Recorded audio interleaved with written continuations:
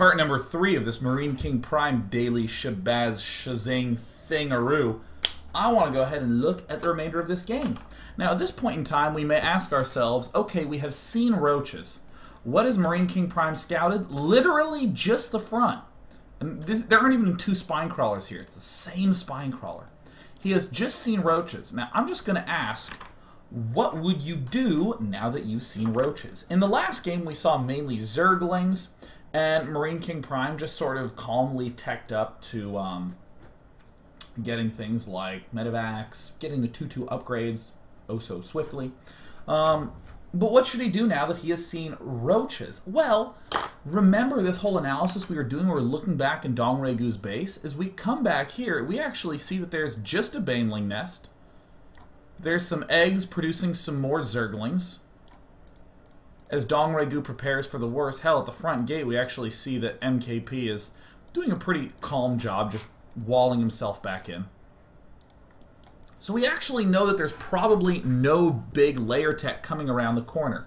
And this is a real problem that pops up a lot of times when people try to be aggressive, is that they try to be aggressive and they don't think about what the aggression means. It's so easy to do the aggression and say, okay, well now I just guess I build a factory and then start building add-ons and doing that sort of thing. Here is something that a lot of Terran players do. If they see roaches really early on, they just expand again. If any of you watched that semifinal between Marine King Prime, or excuse me, I am MVP and I am Nest-T on Daybreak, Nest-T did 3 hatches at 3 bases. He took his natural, then got a Roach Warren while going for his 3rd base. So he had a Roachling defense. Haha, I can hold off everything. So MVP, who had taken his natural expansion, took his 3rd and took his 4th. And there was nothing that slow roaches can do about it. Nothing at all. Easy 4 base versus 3 base at the 9-minute mark. It's a pretty old semifinal game, or maybe it was even a round of 8.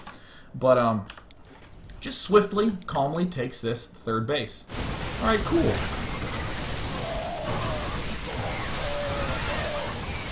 And Marine King Prime follows this up by building not 1 but 2 more barracks here in the main base before building a factory. He's already going for 1-1. Well, he's whiffing that just a little bit.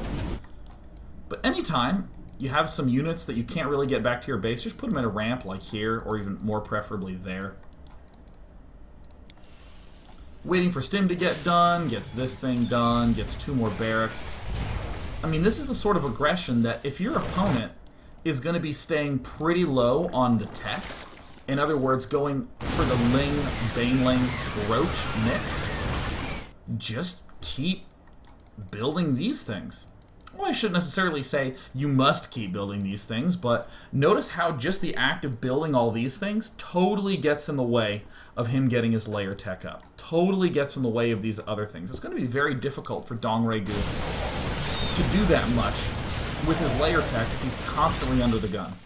And now that Stim's done, amazingly Marine King Prime can take out this expansion. It's very easy to go, oh god, well totally, this is unfair, this is the reason that he lost. I'm going to come back to this 11-minute and 40-second mark and just note that Marine King Prime is still basically standing toe-to-toe with his opponent in terms of that worker count. In the Army Supply tab, we see Marine King Prime is actually ahead.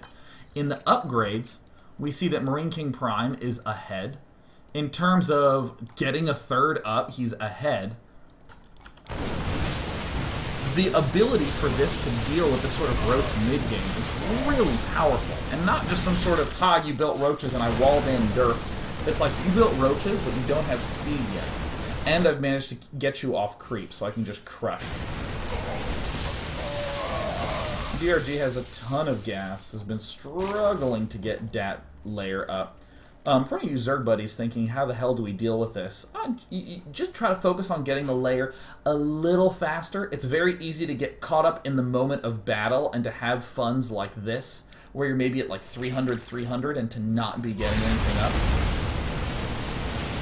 And now Marine King Prime, when is his next timing attack? Just when 1-1 finishes.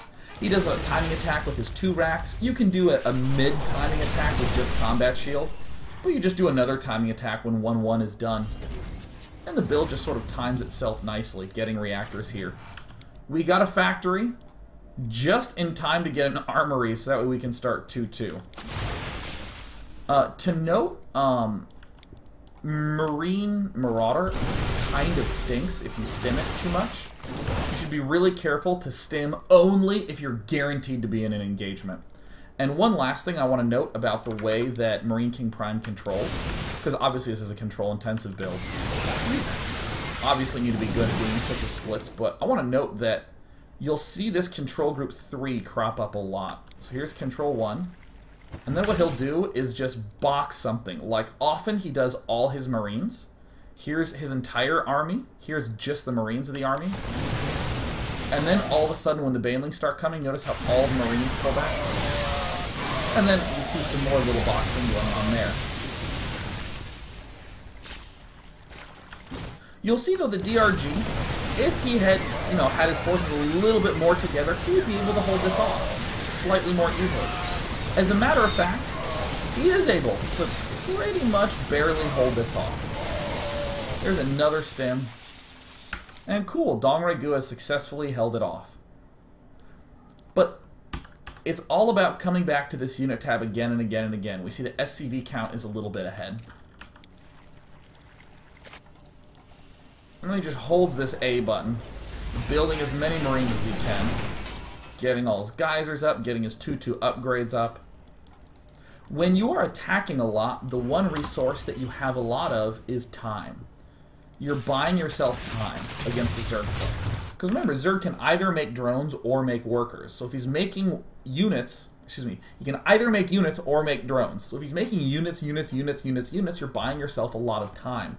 Maybe you're trading in terms of the armies, and you're trading and you're not really getting anywhere. For instance, the battle that just happened right here was essentially a trade.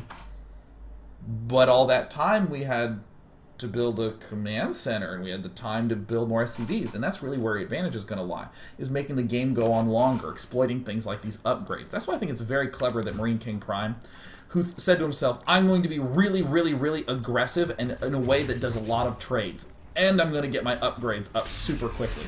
This is the first time medevacs have come into the equation.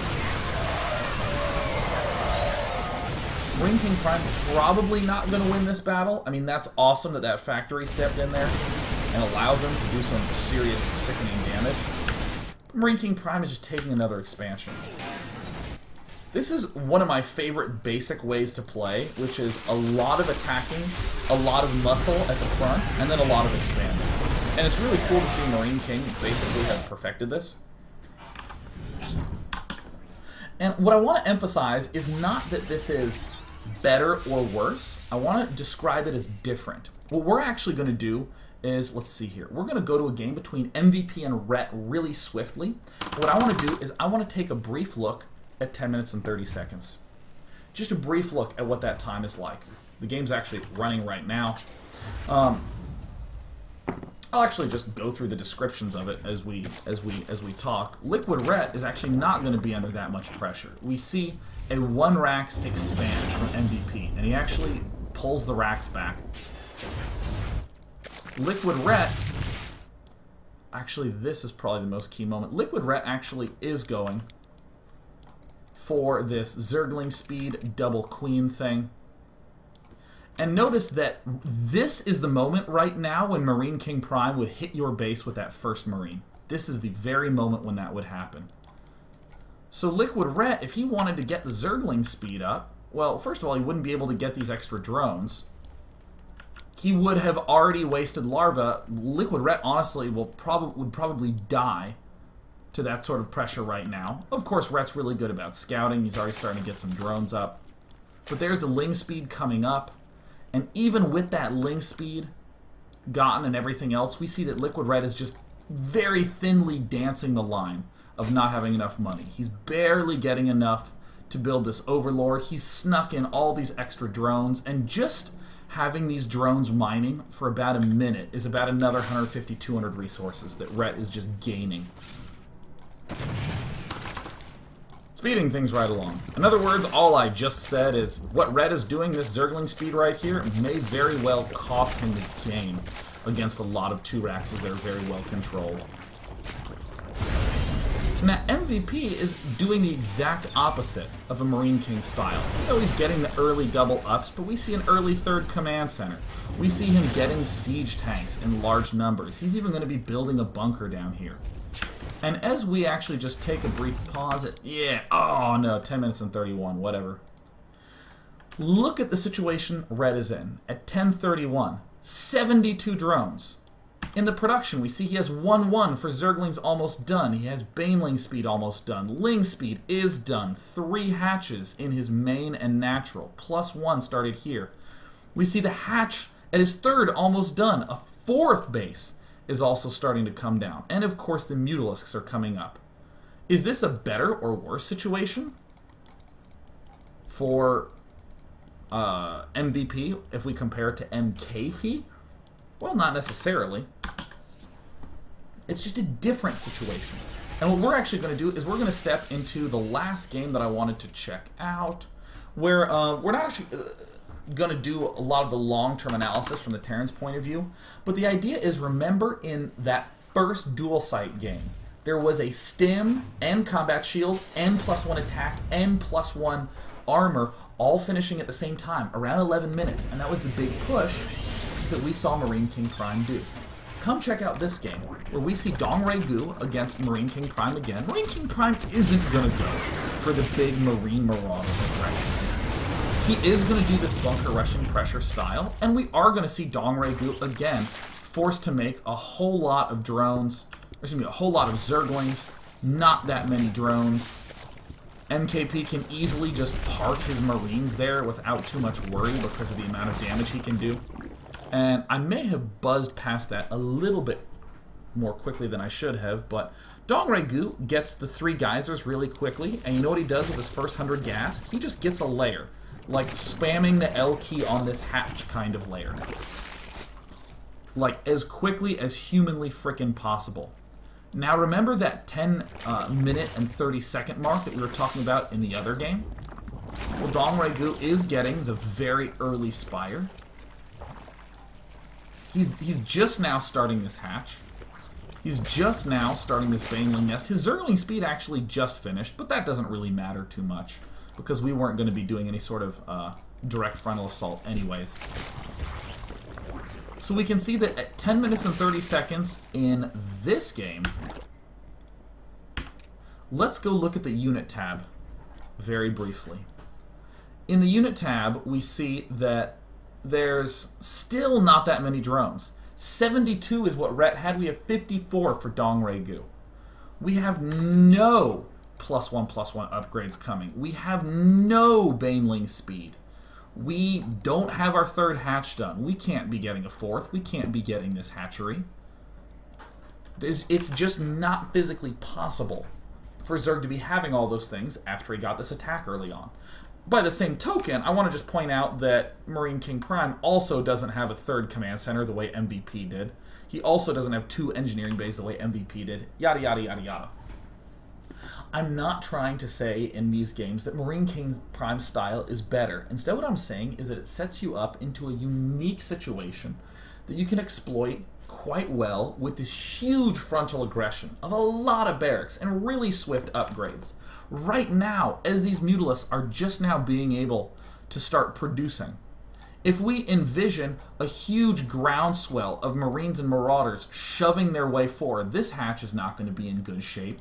The Mutalisks that pop out probably going to have to be defensively positioned.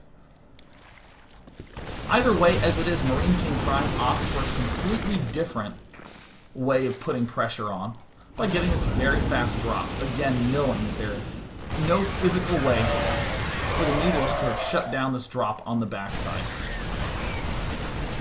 And manages to nicely clean up a base for himself. I think that's actually it. I think that's actually all the things that I wanted to say. But I especially loved the games that we got the chance to look at in part 2, where we saw 2 racks aggression into 4 or 5 racks more aggression. It's that very counterintuitive attack timing where, yeah, we might lose our units. We may very well lose our units. But if we do lose the units, we're getting ahead on those upgrades. And we know that we're getting ahead on the economy, because it's just not possible to have upgrades, and him getting a layer, and him making drones, and him having all these units to kill off your forces at the same time. This is increasingly becoming the way of StarCraft 2 in all matchups, this whole idea of just starting to get really, really, really aggressive. And just forcing these exchanges on the player. The biggest one is probably in Protoss vs. Terran. Day 9 TV, login, great. Probably the biggest one is in Protoss vs. Terran, where we're seeing a lot of Protoss players just attack the Terran, knowing that you have to trade units, knowing that this means the Terran player probably can't drop you later on, because he just doesn't have enough units to drop you. And this whole time, you're chrono boosting out a lot of probes. But we're seeing it more in Zerg vs. Protoss, the Zerg who just throws a ton of Roach Hydra, throws a ton of Corruptors right at the Protoss as he's trying to establish control of his third, and it's a little bit too difficult. So again, to sort of come back to the thing that we were talking about in the early stage, in part 1 we basically talked about how when we move from the ways of old, such as, oh, Protoss is clearly the best because we're only 2-basing as Zerg, then we move on to something a little more modern, like, oh, hey, I'm a Zerg player, and I'm starting to win more because I'm now going 3-base against a Protoss. That transition happened because there was someone who stepped into the great abyss of, I have no fucking idea, and just, when they were in this spot, said, what can my opponent possibly do? What can he possibly have? And if I list all those out pretty clearly, then I now know how to take advantage of my situation. We saw with this style of Marine King Prime that if we push out with this 2 racks, we're left with a situation where no matter what possibility we seem to label as Zerg, a big Marine Marauder push aggressively seems to answer a lot of them. It seems to answer most of them, in fact. And the ones it doesn't answer immediately, it answers with the fact that we're getting these upgrades so quickly on. So Markio's question grabber doesn't seem to be grabbing anything. So tell me. Tell me, tell me, tell me. Oh, and of course the Zerg player's like, oh god, Zerg, oh, are we gonna win? How are we gonna win? I'm doing Stefano's games tomorrow. Wah. Let me see here. As day as man. This is an interesting question. You never say these insights into games while casting in tournaments. Well, you know, never is one of those conversational words. I don't as often say these sorts of insights. I'm not the sort of person that's like, damn, an insight came into my mind. Better not fucking say that. Okay, you never say these insights into games while casting at tournaments. Is it to avoid scaring off newbies? Does it take a lot of time to study and understand a game? How long can it take you to understand a style? I will say, probably the biggest answer as to why I wouldn't make a comment like that is that a lot of my knowledge is just not on the fly. I mean, I don't necessarily think that I'm smarter than anyone else. I just devote like 4 hours a day to studying StarCraft 2. So generally what you'll hear me do is say things like try to package something and then spit it out. Not that often will I be watching a tournament game and the insight pops into my head and I'm like, aha, the brilliance, ah! And if that does occur, then I get really excited and you can hear it in my voice. But the main reason I tend to avoid talking about these sorts of strategies is that as a commentator, you always have to be really careful not to construct a thought that can't be snipped at any moment. Is there a better way to describe that? Yeah, like when I talk in casts, I have to make sure that whatever thought I say can be stopped in 15 seconds. That from start to end is like 10 to 15 seconds. Because what if I'm in the middle of the game and a drop happens, or an attack happens, or a player does something unexpected? Let's say I wanted to spend just 3 minutes trying to elucidate all the subtleties of Marine King Prime style. I pretty much only have those 3 minutes at the start of the game. If I hit the middle of the game, it actually makes the commentary worse to try to bring it up. The structure of my sentences tend to be much shorter in a cast, because what happens is that if I'm if that action crops up and I'm mid-analysis, I just have to stop, and then the people are wondering, where the hell was the end of that analysis? That was weird. And I don't get the chance to finish the analysis, and then when I do bring the analysis back up again, it's awkward because I'm like, remember that thing I was saying a minute ago? Let me try to finish it right now. So there's this really weird thing that you have to do as a commentator, which is to use your language way, way, way more differently. And I would say that if there's one person who's great, who's the best in the business, it would be DJ Wheat. Seriously, listen to the construction of the sentences and just think if at any moment something occurred where he needed to change the subject, how smoothly away could he transition? Really cool. Really cool. Let me see here. You know what? I actually love this question. Big Man N says, Day 9, I play Zerg and I lose a lot and don't get much time to practice. How can I cheat more efficiently in order to sap wins from players who work hard for them? Honestly, if you're a Zerg player and you are struggling to try to just win in general, I want you to disregard the usual notion of RTS, which is get things faster. I want you to get things slower and just build a lot of drones. All I want you to do is just build drones and do things slow, really slow. If you watched a game where you saw Nesty get mutas at 9 minutes, don't worry. Actually, let me rephrase that. If you saw a game of Nesty deflect Hellion pressure, get Zergling speed up barely in time to hold off a drop, and still get mutas at 9 minutes, don't worry. I want you to just build 3 spine crawlers to hold off the Hellions. And then I want you to get way more Zerglings than you need to defend, and then start building a lot of drones, and then get your mutas up by like 11 or 12 minutes. Do it slowly if you're in the low league, and just make sure that you're building a lot of drones and spending a lot of your money and building a way too many defensive structures and defense in general. Just do that. And yeah, I'll say to you something when you're like Masters League, like, damn, you really don't need to be getting all those spine crawlers. You can cut all of them but one. But I'm not going to say that until you get to Masters League. And you can easily get to Masters League by just, you know, over defending. This is true for pretty much anyone. It's very easy to get caught up in this mindset. Like, if you're a Protoss player, to be like, yeah, but I don't know. I mean, cannons are pretty newbie, or, oh, you know what, I really should be getting my 3rd base up. Screw it. Just get a whole bunch of upgrades in Colossi and win with a huge death ball. The important thing is to get comfortable with the whole notion of going for a huge-ass, scary late-game army and just defending at all costs to get there. I would comfortably say that. All right, last one.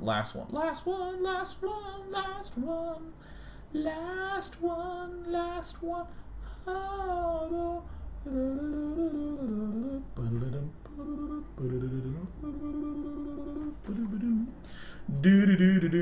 Scrolling through the questions, scrolling through them.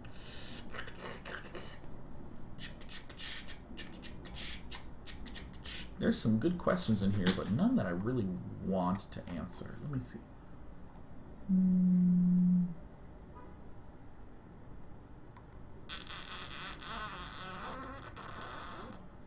Blue Cats, great question. Says, Day 9, the chat's scrolling so fast. When do you think it's time to switch tech as Terran? I think if Z somehow got ahead, they will crush the Marines so badly. When we see Z get ahead, should we tech switch right away? Again, tech switch is one of those imaginary notions. No, I don't want to say imagine. It's like a second order description. In that it doesn't really have any truth to the statement. For instance, I spend 60 hours a week at least just looking at games of StarCraft, doing the daily and studying StarCraft. And I don't really know when a tech switch begins and when a normal transition ends. I don't actually know quite how one defines a tech switch. It's just sort of a generally commonly used phrase. Because I'm never at a moment where I think, I have to tech switch. I'm at a moment where I think, I have to get tanks or Thors or medevacs. I don't know what makes it the tech switch or not. But still, I think the point is still there.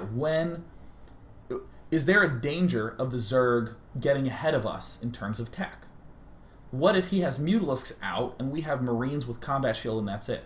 What if he is getting ready to take his 4th base and is teching towards Broodlords and we're just now getting our medevacs out? Is that bad somehow? What I would rather do, instead of say, I want you to here's the signal specifically in this in this exact spot, because it changes wildly based upon the situation. The question would have to be more specific in that spot.